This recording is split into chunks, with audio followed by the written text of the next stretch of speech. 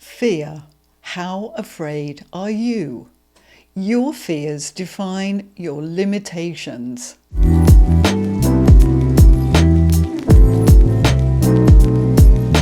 Hello, I'm Caroline Phipps, the founder of Living with Inner Elegance.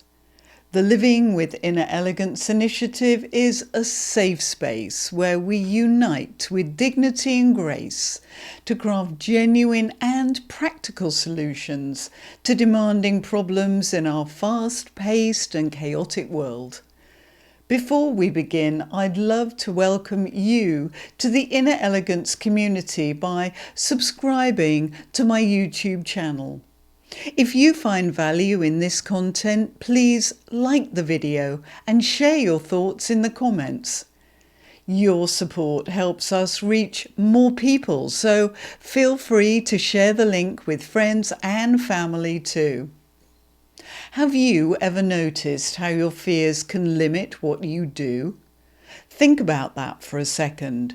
Your fears, big or small, have a way of quietly defining what feels possible. I grew up on a farm, surrounded by siblings and all kinds of country adventures. I'd round up cattle on horseback and wander through the woods alone for hours. But for all my bravery, I was completely terrified of spiders, because my big brothers thought it was hilarious to chase me with the biggest spiders they could find. It didn't matter that my mother would gently scoop them up, explain how harmless they were, and that squashing one was unlucky. This irrational fear has remained with me to this day. Fear starts early. It's primal. It's powerful, and it's designed to help to keep us safe. Our bodies are wired to react instantly. Pupils widen, breathing quickens, adrenaline floods in. It's the ancient survival system that helped our ancestors escape physical dangers. But now we carry most of what we find threatening in our minds, and for much of the time. We're not running from wild animals, but we still get the same flood of fear over numerous things.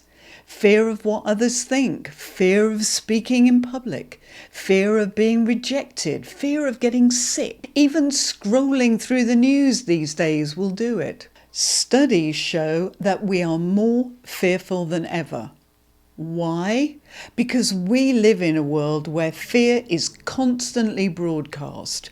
News, social media, marketing, they all play the fearmonger, selling us the idea that we're never quite safe, healthy, or good enough until we buy, donate, or click.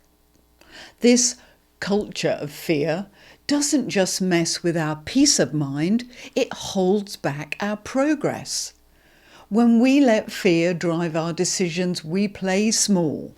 We freeze, procrastinate, people please, or lash out. We turn away from opportunities, stay stuck in unhappy situations, and sometimes even get physically sick from the stress. But here's the thing, facing your fears is how you grow. As the Reverend Martin Luther King Jr. said, if man were to lose his capacity to fear, he would be deprived of his capacity to grow. It's not about being fearless, it's about being honest with yourself. What am I afraid of? How do I respond? And what's one small step I can take to face it?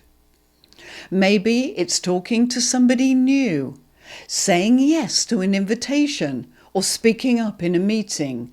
Each little act builds strength and confidence to do more and more. Remember, most of what we fear never actually happens. Research suggests that up to as much as 91% of our worries never come true. And for the few that do, we usually handle them way better than we could ever have imagined. Fear can motivate us, but it shouldn't control us. If you let fear set your limits, you'll miss out on so many possibilities. But face your fears, even just a little, and you'll find out what you're truly capable of. So, how afraid are you?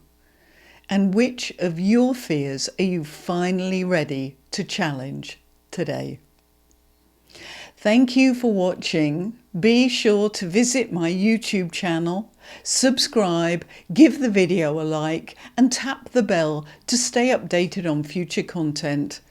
And check out my website, carolinephips.com, for articles, podcasts, and videos, all designed to help you lead a more inner, elegant life.